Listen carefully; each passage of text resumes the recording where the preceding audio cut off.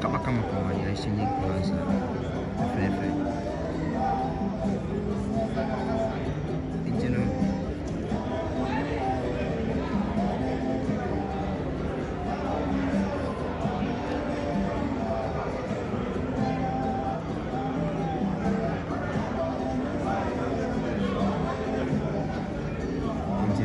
yeah mujina hono having a conversation checking you know another one checking their names but check everything they do definitely they do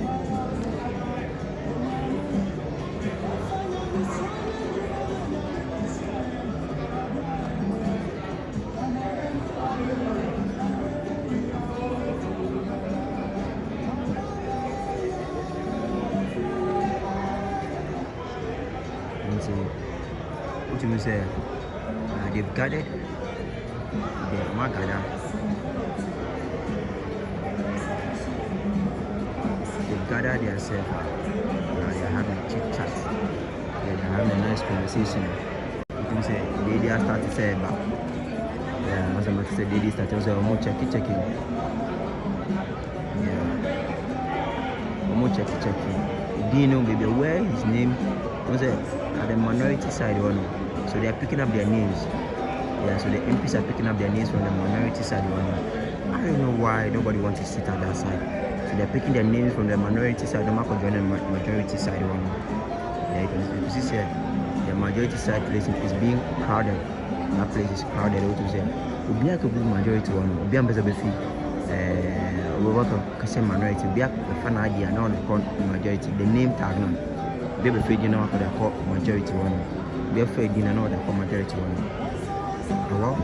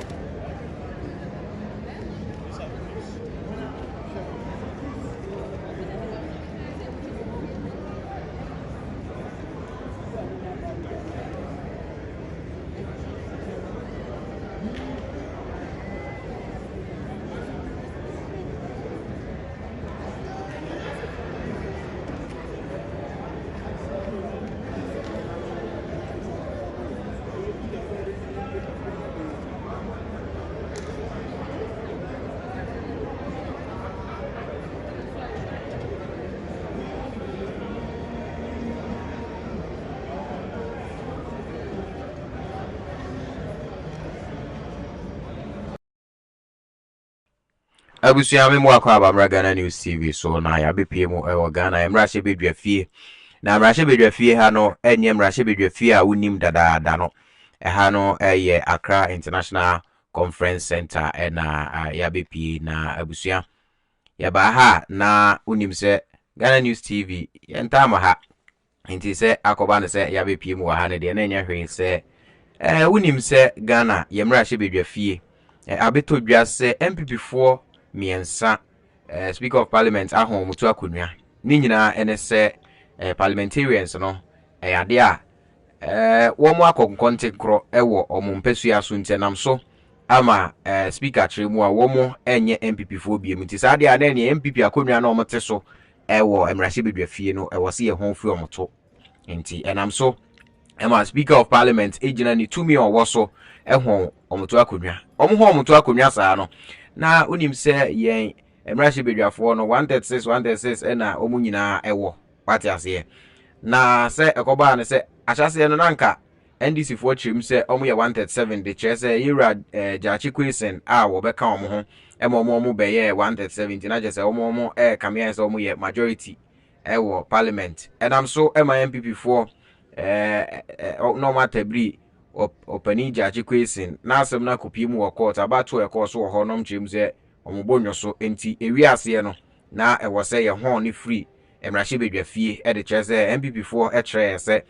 era jaji kwesen ade a wo kita dual citizenship wo ye Ghana ni e na wo san ye Canada ni na Ghana mra no nso emma ho kwan saa se ubetimi akita kromienu omanmienu emu citizenship na wasan ebedi akonwa ewo my Ghana mu as a politician enti enam so emyehwan to akonwa efri ho ma afi won nyina ebe pepepe na nso sanse MPP aban ene wo aban mu nti no enam so ema won gina asa atumi ne so ema MPP for majority a NDC for minority still na no sa eho no ade a MPP for ne NDC for no omuguso a etwe ho den na afi ekoba se nipa miensa efri NPP emu ate omho ekokontin kro ekogina afia yewo mu 2024 imu abato no omu kogina mu sa na jese ewo se speaker ehwan omto akonwa ntie nam so ema ohwan omto akonwa ema sisia no NDC fo chemu a won enekita dom dodo no fi se 136 no sisi omu gusu agina 136 nanso MPP fo no won enu 136 yate 3 afi mu de anamoma be 133 ntina jese yewo upper hand ewo muso and I'm so much Speaker of Parliament ejina so chemu say yes asisi ano NDC fo na ewo majority ewo parliament nanso MPP fo mpanifo a yewura afenwoma kins eka ho bi etebre asem no dikopie mu ewo Supreme Court ema make say no Supreme Court atremu a eye majority na yewura Right Honorable Alban Kingsford Smana Bagbin ede sa atemu no eto ho ana se wode sa ansem na to ho ama NDC fo chirim so omo majority no sa ansem ni nyina no watwa sensen ho omunya abotre na afi yanhwe senior Supreme Court ne be kana se ebo MPP fo a na ni nim se omo minority but NDC fo chimu a the fact say Speaker of Parliament enya declare say womo ene kita dom dodo nde oye den e maso enti enebdan ena eye parliament tena ase na asetena no ekoso ewo Accra International Conference Center fi se ye parliament a ye nim ra bedwa fi a ye nimu a job 600 ebata no na banquet hall ye state banquet hall ba bia ye ayeta state funeral no nso ebe no eho no ensisi adwuma ekoso ewo ho enti enam so ama Accra International Conference Center Grand Arena baby aya won taye event akese VGM koso ne Ghana event akese ni nyina no wo koso no eho na make say eho abenye yemrahye bedwa fie ewo my Ghana mu na enam so ama sisia no MPP fo emrahye bedwafo ne NDC fo emrahye bedwafo NDC fo chirem se wo mo na sisia no mkita dom dodo no ntino wo mo kwa akotena majority side what I say parliament ho na che so makotena nyame nsani fa so ho na atreze yes omo edi ade na this is historic the say MPP aban any aban say koba say ya hwan sa nkrofo emi ensa to akonwa na say Supreme Court agitum a na akoye say won e na omoti aban mu nso no wo parliament de wo mo e wo minority nti no aye history a omo ya create na history no omo create no eno na NDC fo no yi omo ho ase the fact say omo penny on the dome and no ye speaker of parliament atu nanum tu a kire say NDC fo na sisi a no wo mu ereni e o parliament ne de nia Supreme Court aka no mo fa nya adwuma because yes speaker of parliament or no wo ne powers na Supreme Court nso no powers e wo mso mo betimi akwaje interpretation e wo Supreme Court de na nso no still na wo de wo mo papa e na wo mu tie ne ntino say wo mo kwa got na minority side say na adribia wo mo te ho ne de ene no e ma so eni nti wo mo akwa akwase say wo din wo mo bibia e de kwa akotena majority sanso na MPP fo nso say wo mo nso nte ase enti wo mo nso e tena majority ho na court enya ensete ye de na nso ohwe a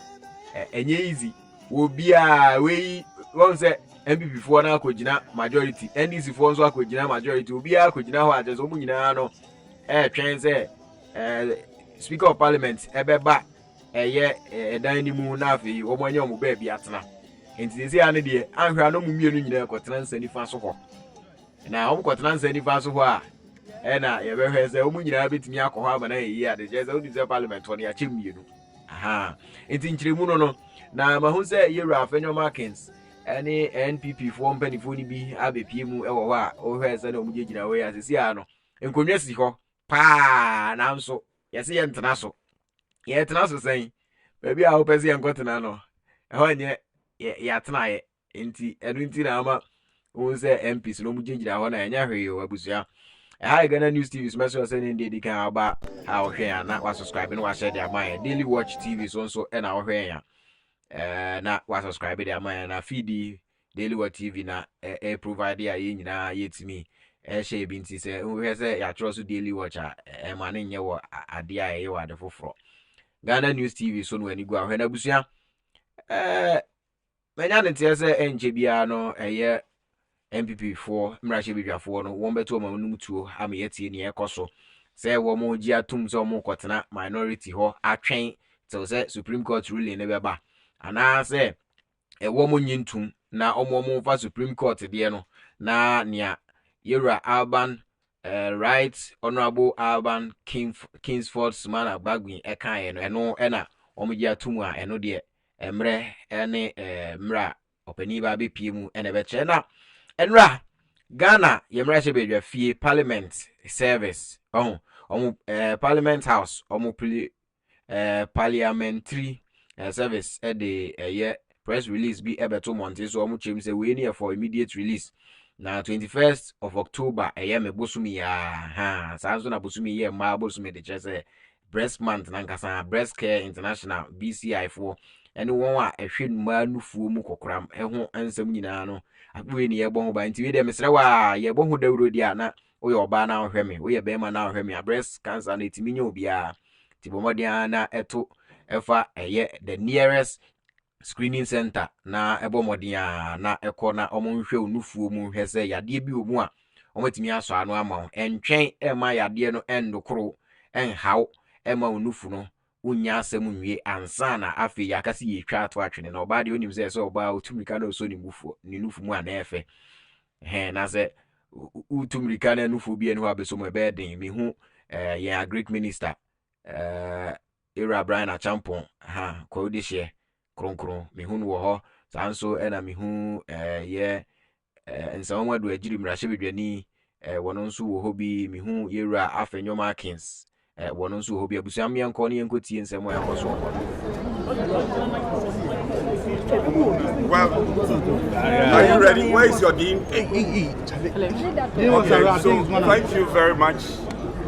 Since morning you've been here. We have some important news for you. And this is the majority. This is the majority caucus. In line with the decision of the Supreme Court. So our leader is here, together our members. We have something important to tell you.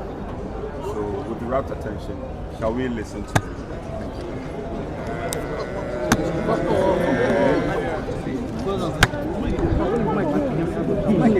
not holding camera, so stand back with the mic. And the focus here, the mic be pushing me back. That one, last be pushing me, and I'm just lying on someone. Don't push. All right, so, ladies and gentlemen, press, thank you very much for being present with us this morning. As you may be well aware, there was a decision by Mr. Speaker expressing his opinion on Article 97 of the 1992 Constitution.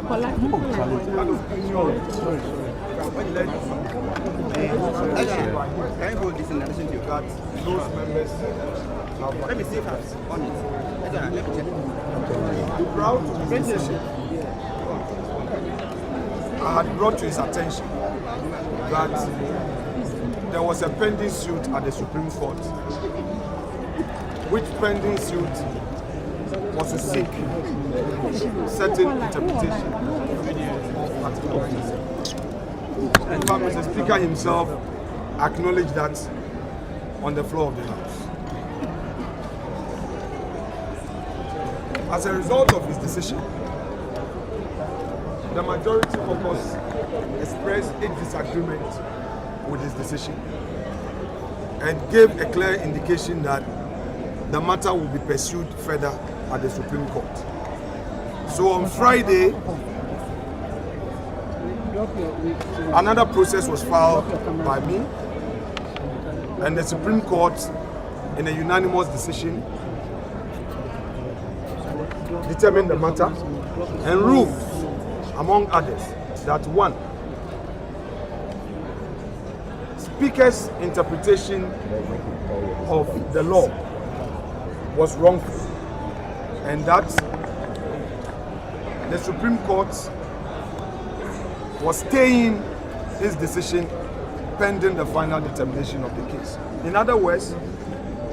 his earlier decision to the effect that those 4 MPs, that is MP for Fomena, MP for Aguna West, MP for Suhum, and Amenfi Central had vacated their seats, was nullified. We are law-abiding. We have heard that our colleagues say they disagree with the Supreme Court. They've been using unprintable words on the Supreme Court.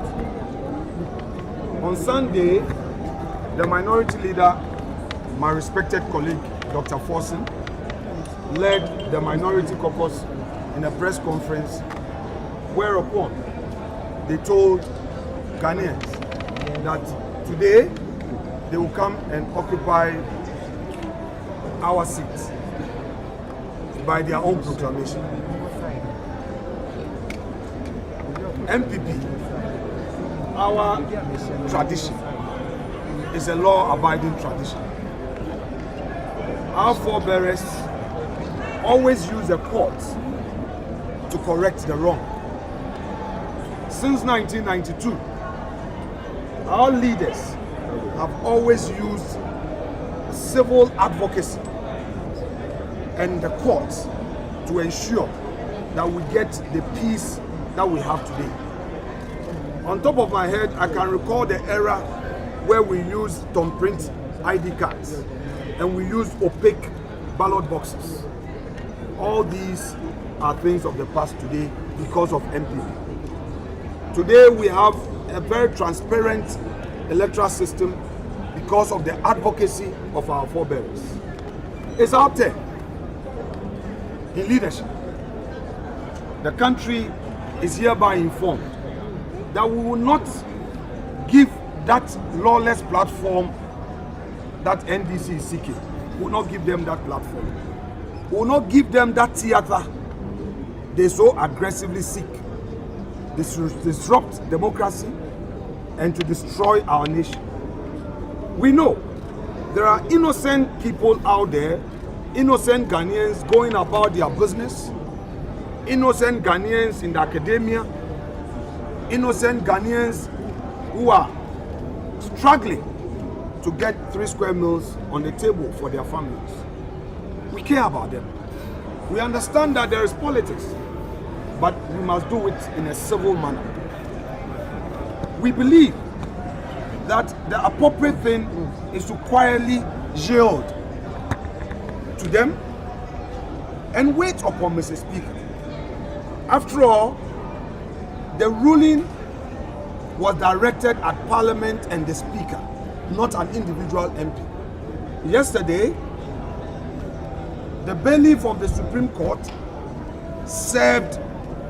Parliament of Ghana through the legal directorate. The director of the legal department received the ruling of the court. So, in other words, Mr. Speaker is on constructive notice, or maybe I should say actual notice of the ruling of the court. We have to leave it there and respect Mr. Speaker. Mr. Speaker has been part of our democracy since 1992. He's a senior lawyer, he's practiced in our courts, and I believe that even if Mr. Speaker disagrees with the Supreme Court, he knows what to do. Suffice to state, at the risk of being repetitive, that we were not disrespectful of the chair. When the Speaker made his pronouncement and the majority caucus disagreed with Mr. Speaker, we didn't cause commotion here. We left quietly and told Mr. Speaker that the right place to express those grievances will be at the court. So we expect our brothers and our sisters on the NDC minority side to do the needful. But all would be for Mr. Speaker to make a final determination. The nation is looking up to Mr. Speaker. All his years in politics, this is a crucial moment for him to add weight to what we have done to preserve the peace. MPP is for peace. MPP is for peace. MPP is for peace of Ghana. We will not allow anybody to disturb the peace of the country. It is a notorious fact that we remain the majority caucus of this parliament. You, the media, must add your voice to the advocacy to compel our colleagues to respect the fidelity of the law. I have heard a respected colleague on their side, Honorable Dr. Ayini, calling on Mr. Speaker to respect the Supreme Court decision. If that is true, then that's a noble call from him.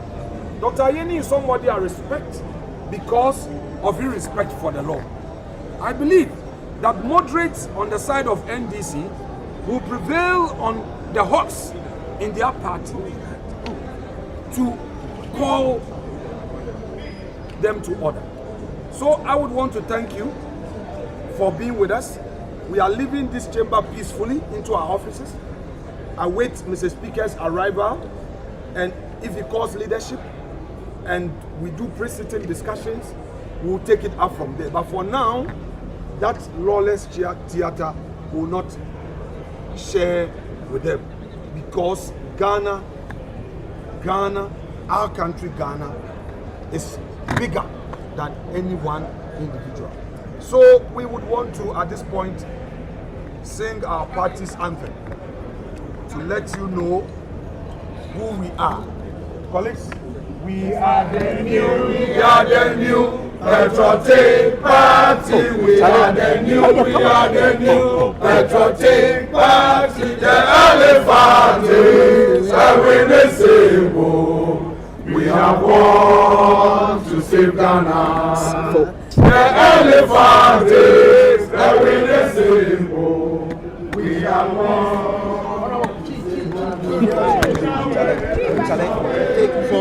You know, go take your mic. You know, go take your mic. Abusia Entino Yera Afenyo Markin said, or dinner no be some atujano wache muse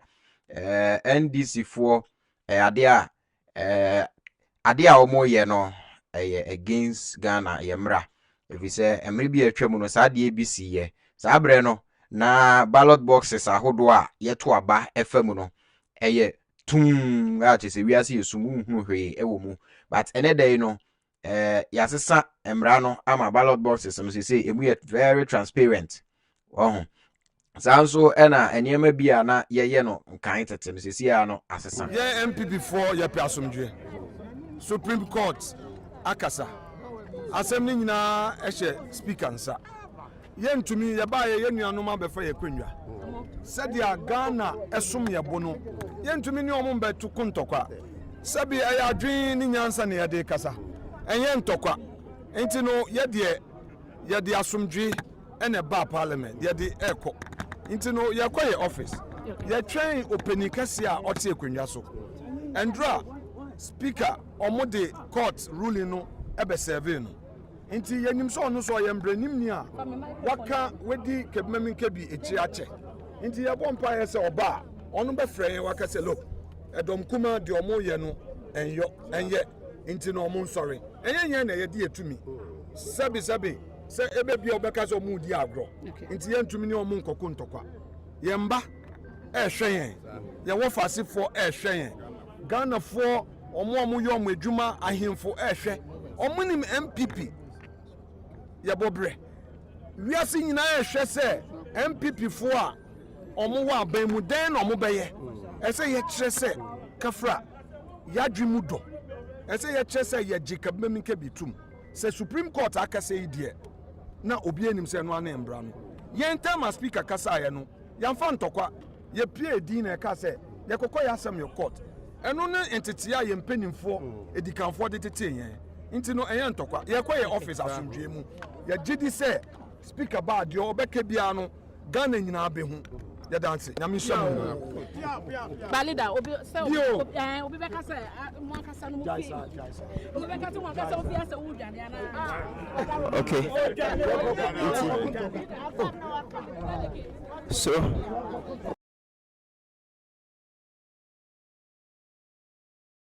enti abusia opani afenyoma kense na yede odina no di se matudwa na abna poko ahenu ebisa se obi beka se ono ana konwa so a watina fedi ewu odwane obi aba bayire no enti ama osura wo odwane so jaisa menkasa enti se ano MPP mrashe bidwafo no omchim se senia NDC fo akwatena mu omo akonwa no so no omutimi mba mejirejina ho jirejina ho te se sebe nkrofo bi omkope TV ahwe obi fie enti no amom jirejina ho ayemo kwan mo ntena konwa so no na emom omo offices ewo eye job 600 ni mu omo koho na omo akotena ho atwen fire service for de dumja tank ni bia besi ho a chese koba no se eja man homene so ho a na chese omo adum no sanso na police for ho security no omo bi fi security ewo ho enepa men Canada na abusia mrashe bedwafo 9 ena Speaker of Parliament ehwem to akonwa de chese omo konkontin kronti se na meka ahase ne se nipa miensa na nya miensa we na 9 mum mrashe bedwafo 9 ena mo hwem to akonwa nti ama MPP amanyokuo no ye omo parliamentarians a ewo my Ghana mu no eso ehwan enan ti se koba ne se eso ehwan enan de ana je NDC fo no still omgusu agina omo na so pampe na ba akopɛ na free mu yewura ja chikwesi na free mu ne de ade so omo do so chen edom dodo a ye MPP fo omo na wa ban mu no enu nti na ama enam so ama speaker really yes as ade a ene na MPP ewo majority minority ama MPP NDC mum na ewo majority na busia enra parliament release statement bi a ensem wo mtro mu na wo se medi bi eto anima utie bi efa eye ahobambo nsem a ahobambo ene eho ne ma wo ma hyehye se be ya ene no emro wo so na edikan for immediate release we security measures for proceedings from Tuesday 22nd of October 2024. Now, obviously, one as part of measures put in place to ensure the safety and security of the Right Honorable Speaker, MPs and staff, honorable members are respectfully to take note of the following. And woman say, near the kind, all MPs staff and members of the press will be screened thoroughly before the entry into the chamber. Inti ansana ubetimi agbawura edan ni mu ho no. Se oye mrahye bedwani, oye adwuma wo mrahye bedwam, oye ensantroni, yamba make sure se wo mu behwehwe wo hu nyina doso hu se wo unkita de bia ebetimi di wo haw abre mrahye bedwam nipa aye adwuma wo ho abre mrahye bedwafo no anase opani oda no ansa ne amaho kwan amwatimi ewura mu edan ni mu ho. Ha Sanso ena ne etosu mienu or say bodyguards of MPs will not be permitted in the chamber. Nti say uyobi a wo na ya wo bo omrahye bedwani eho ban a ene da enu ye ma ho kwan e ma nwura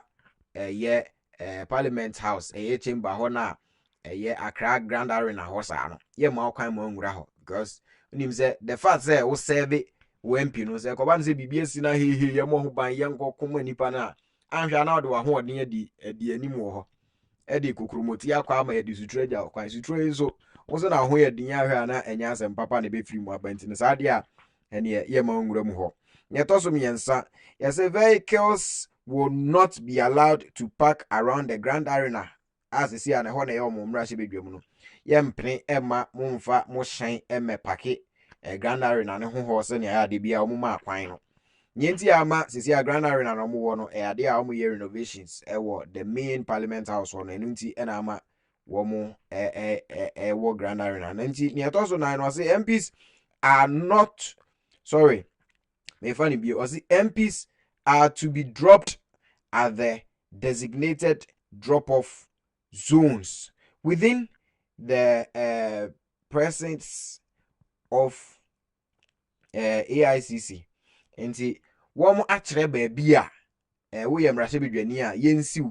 nti eho na wo car na eduro ebesiw no wa nante abese akọ Grand Arena ho umfa car na mesin ko gina Grand Arena na no pe ansa na wanya kwan ewura mu ho. Abusua nyetoso na enum no Wachim said the Ghana Police Service will provide directions to the designated drop-off zones. Nti police for a walk mrahye bedwam ho no mo na beche baabi a e wosi esiw na wesi anante ato aso akọ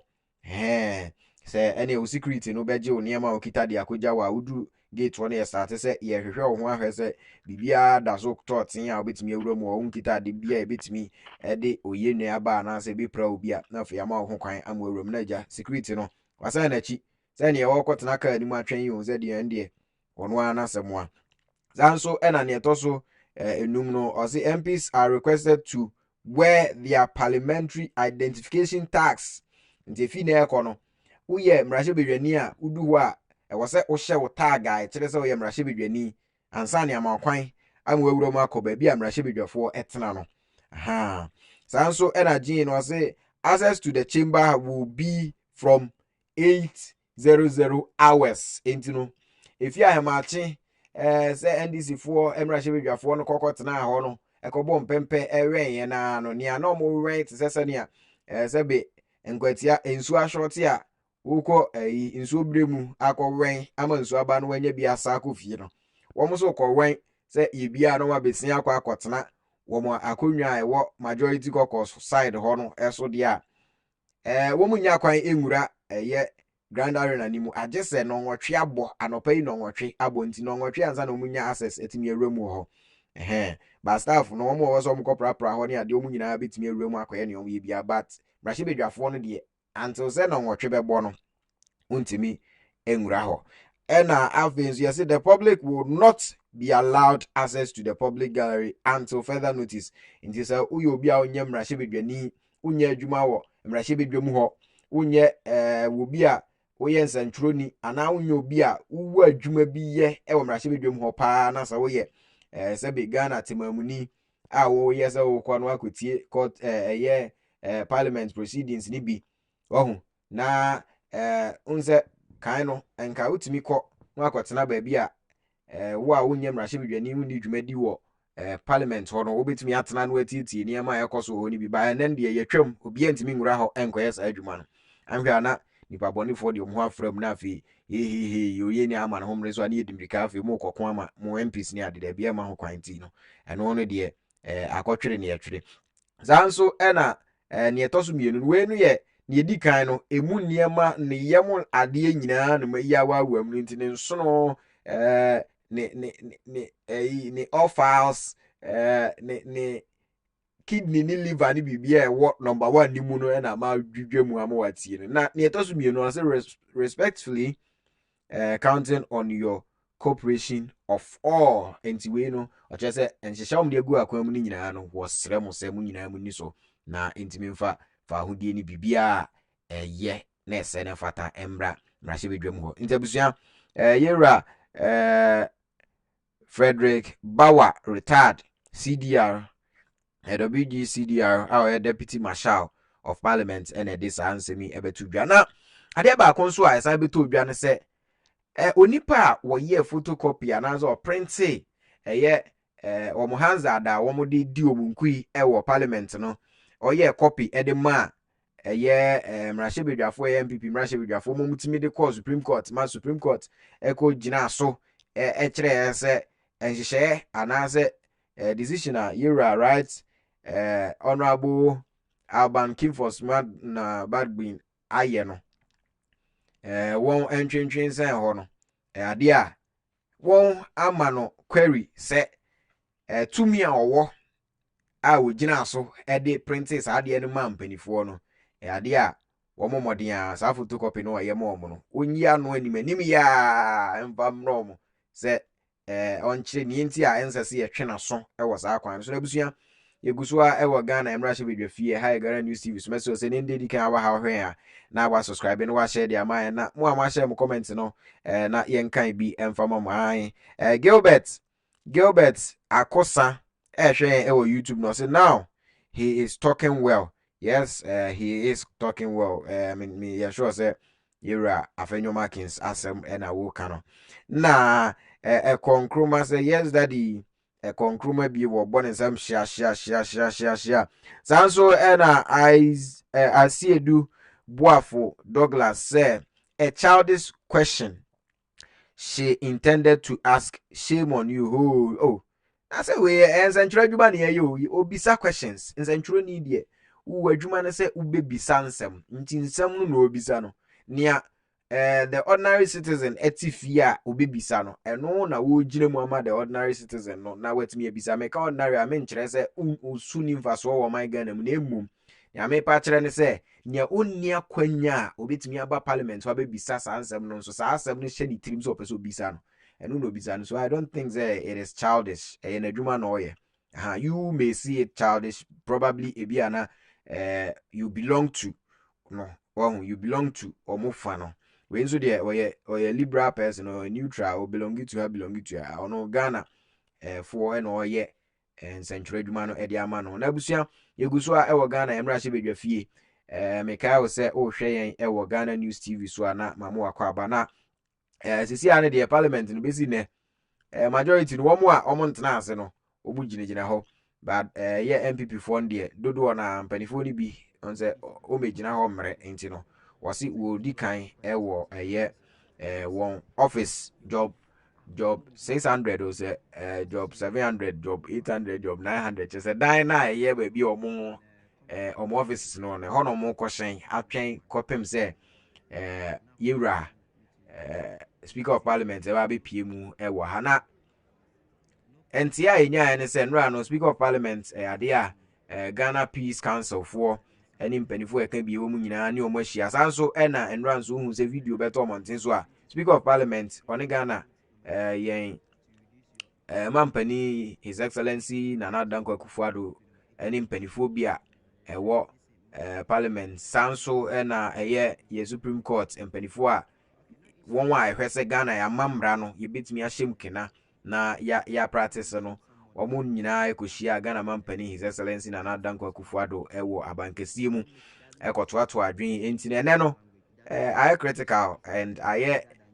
don't know if there will be a change. Say speaker ebe twe ono ne dia o kan no asen ho na ye tie Supreme Court ana say obefi Supreme Court die no obi jai no eno de omfanye hwe no dia okan no still o gina so na busua mbre nna ene be che anzo so be ba parliament na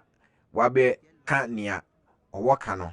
till date ne the NDC for no ba bi omugina no so mugina wo mo nko ne enko china majority caucus no wo mo ene majority abusua ya Ghana News TV message sene ndi kan aba hwe a na wa subscribe na wa share e di amaye na meka say ANS Trading Agency bronya yi waso niema e wa bruchiri ni nyina e wa say ba my Ghana mu no omode ane from wi ase afa na nyina ba bi a wo bia ANS Trading Agency e wo branch e wo ho from na omonyo niema ne mfamro say biscuit a me show bo say ANS Trading Agency biscuit no ba kokura mu e ba beduru pepepe so onya ntoto niema no nso dia bronya niema no ebi wo ANS Trading Agency wo mo mate wo Ghana ha no UK ni Germany niema ni nyina ANS Trading Agency e wo bi e wo ahasi bomodia na efre ANS ohun na shop number no shop no e wo mile 7 lorry park no ho pe taxi station ho no bozo bedu ho na fridge ACC dan no anim ho na phone number no 053 544 1359 abusua mi isi so biem Ghana number enti 053 544 1359 eno shop no number enti se uto na upese omfa nkoma obi wo Ghana ha ma won so a obetumi etu aka from a bisa se ANS Trading Agency ni a bisa se benani ana na chense na na sefa hwen bobo ene direct wo ha na special discount no omfa ma chense o he Ghana News TV so no more special discount na for muntimi deliver on niam a obeto ho no se ye mu anwa abruchire niam ni nyina ye di bro nyama ni ye no free ANS Trading Agency a obenya ma sanso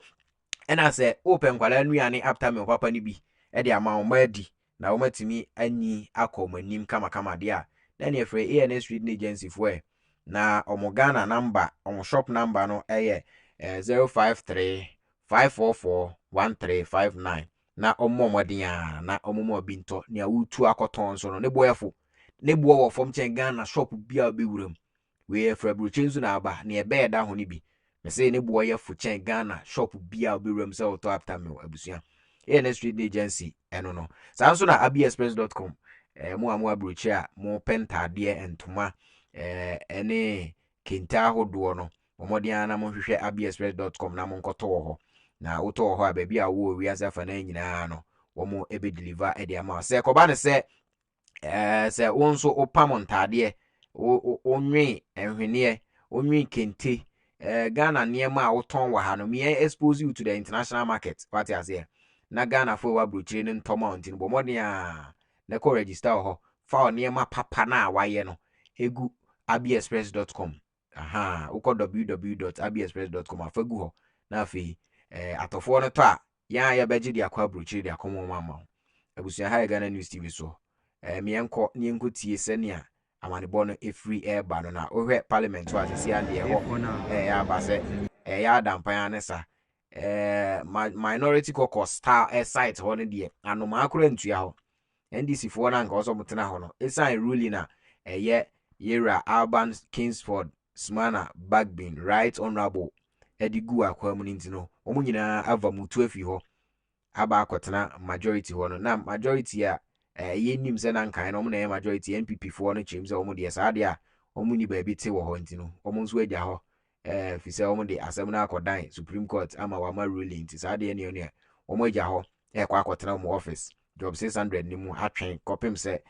Right Honorable Speaker ebeba na afi wono abetu nanum tu akere nea omunye na busu ha Ghana News Smidin na nasefa ngbo na mienko inside ho na yenkotie nea ekoso ho enti sounds and sounds nyehwe scenes ekoso ho na Ghana News TV so Daily Watch TV ene main ya wo to mane na yenso ye kekagumu ha busu mienko homra yeah. So guys, let us know what's your take on that, sir. Ade ba ko a mahye ne nso ene dai wo mrahye bedwam ene se aseye patriotic songs na no mgusu a ebo we say uncle ato o man bi ya efiye ara ya na ye na ara ya asasini na mase ya na Ghana ye patriotic songs a ema ye etre ana ebo asomdwe hu dawuro no eno a ena won ebo ewo ho. And I don't know what is causing penifo ewo mrashi bedwa mu amomo boss anwum no, but I think say over the way near ye na as a tempest ewo soro ohu amanfo bu huru manfo bu te omanfo bu huru din nti ahwe anada no abato mre ewo mrashi bedwa mu ewie ye opani bi ewe ballot paper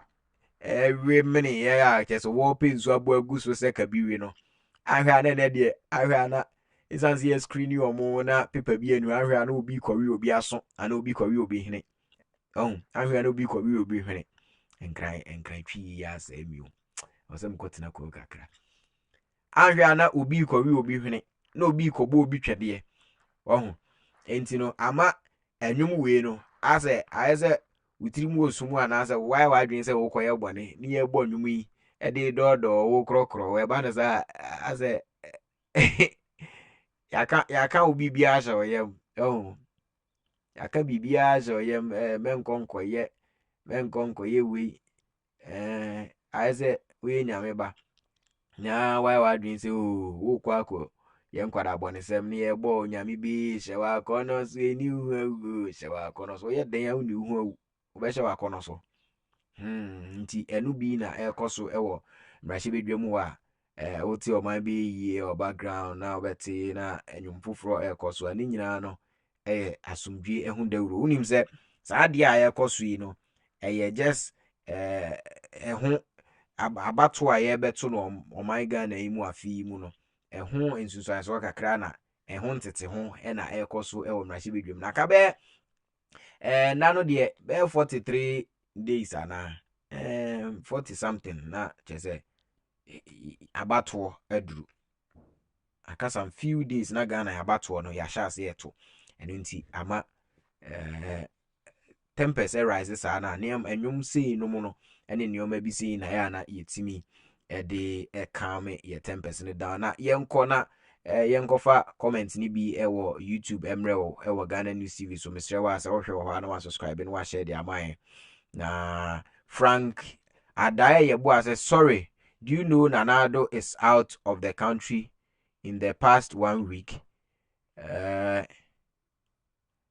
Okay, but yet they have met. There was a meeting abankesim no mko ekuhia nti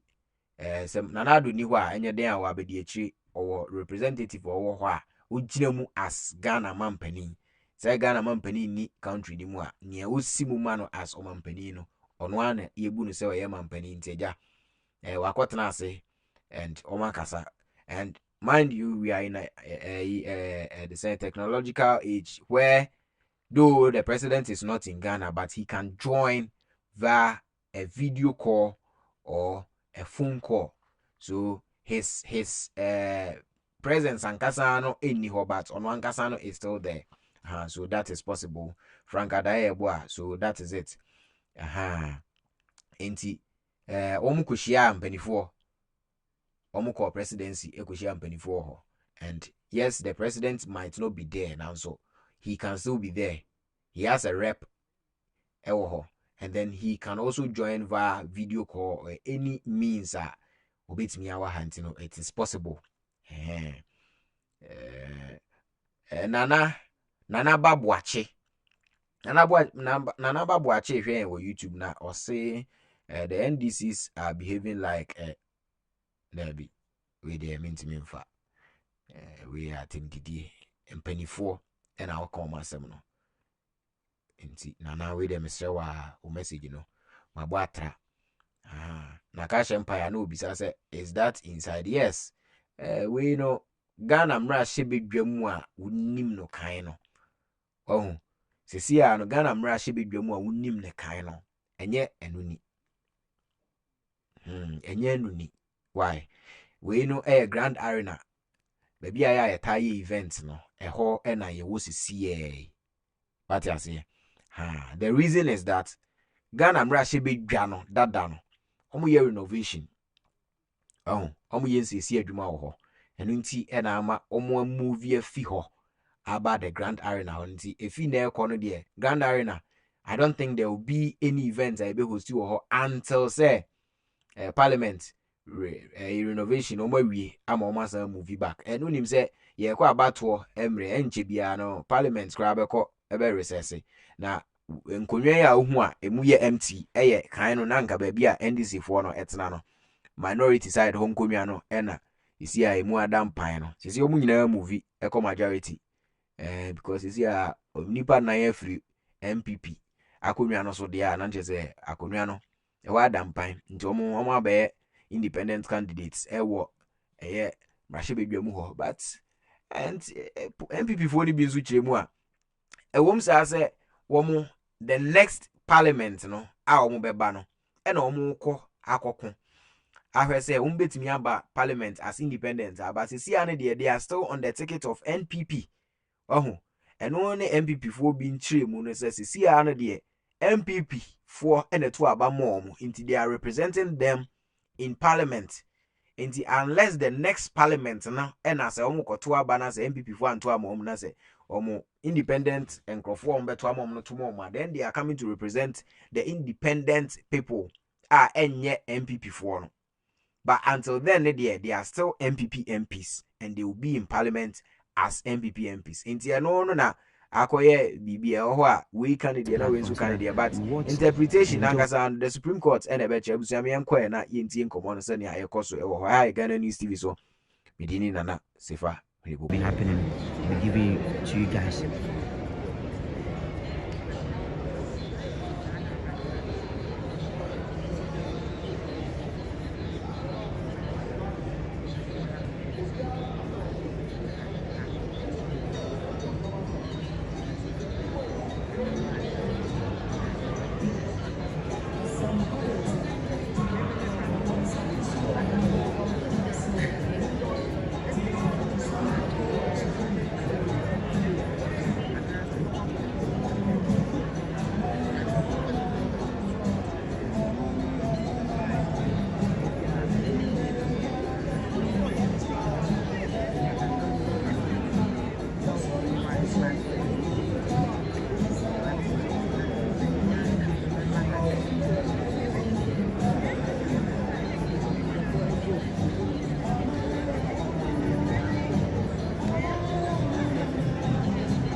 Enti abusua ugusu ahwe ewa Ghana News TV so a ye twen say right honorable Alban Kingsford Smana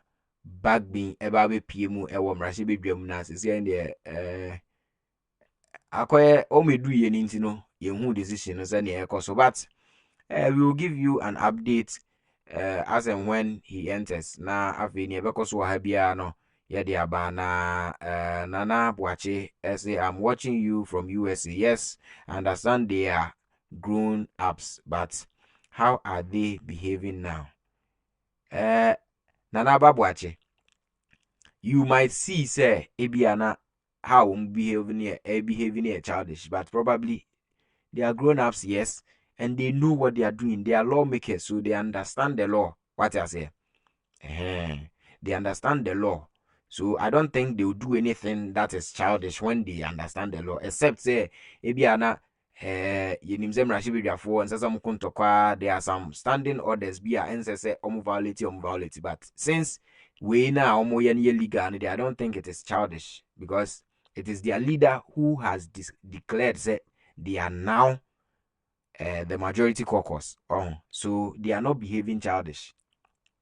It has been declared. So I expect probably court a hawk clerk no near the number arrange you seats no at the alcohol.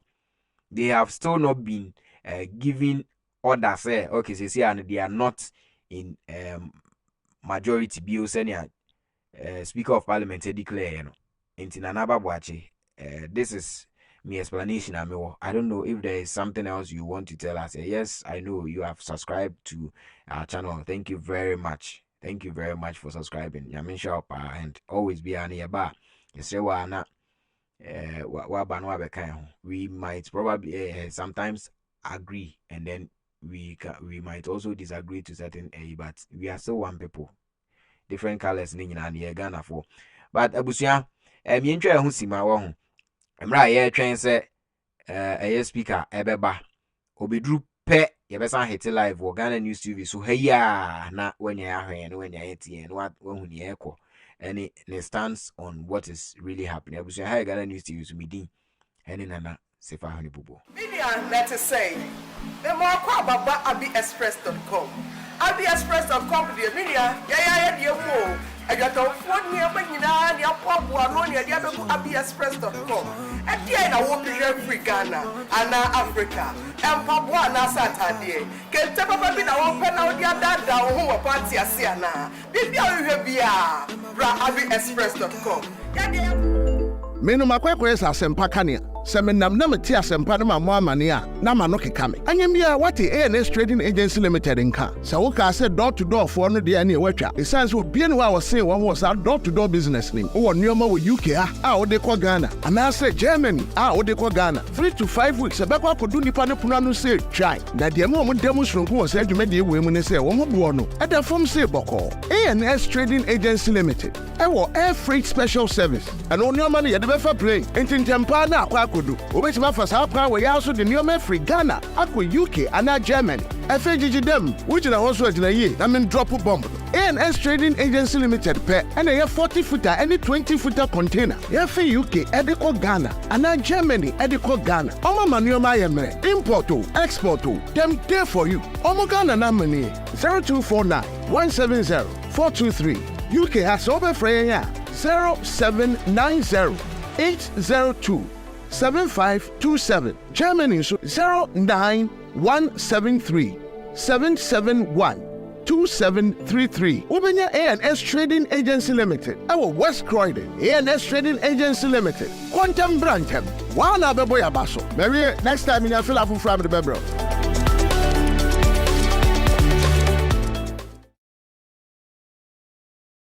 Media let us say the more kwababa abiexpress.com abiexpress.com the media ya die mo ajato phone ni abanyina ni apobo ano ni dia be abiexpress.com e dia na wo be free Ghana ana Africa empabo ana Saturday kente papa bi na wo pe na wo dia dada wo ho party ase ana bibia wo hwe bia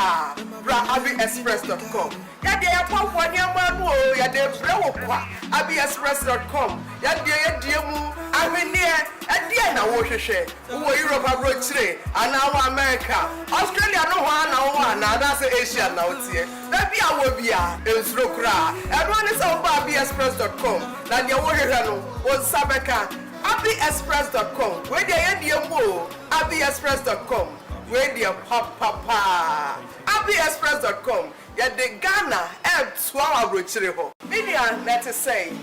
the more kwababa abiexpress.com abiexpress.com the media ya die mo ajato phone ni abanyina ni apo